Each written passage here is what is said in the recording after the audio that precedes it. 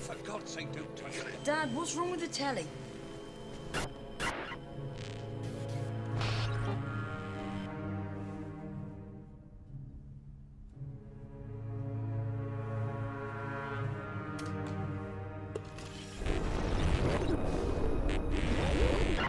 Good evening, London. Allow me first to apologize for this. The emergency channel. I do, like many of you, appreciate the comforts of the everyday routine, the security of the familiar, the tranquility of repetition. Bloody hell. I enjoy them as much as any bloke. But in the spirit of commemoration, Who's that, Mum? whereby those important events of the past, usually associated with someone's death or the end of some awful bloody struggle, are celebrated with a nice holiday, I thought we could mark this November the 5th, a day that is sadly no longer remembered, by taking some time out of our daily lives to sit down and have a little chat.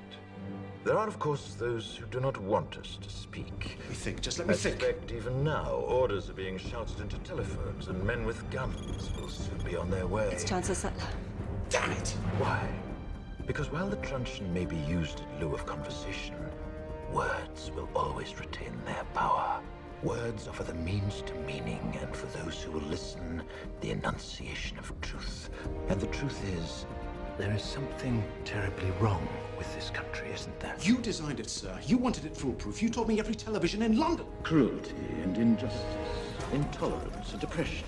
And where once you had the freedom to object, to think and speak as you saw fit, you now have censors and systems of surveillance coercing your conformity and soliciting your submission. We need cameras. How did this happen?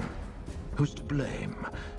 Well, certainly there are those who are more responsible than others, and they will be held accountable. But again, truth be told, if you're looking for the guilty, you need only look into a mirror.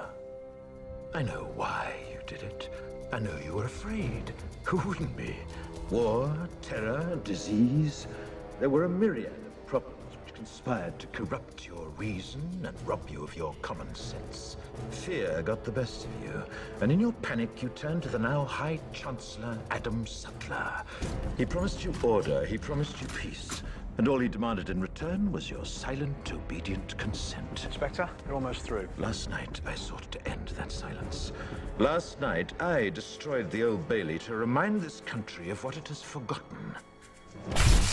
More than 400 years ago, a great citizen wished to embed the 5th of November forever in our memory.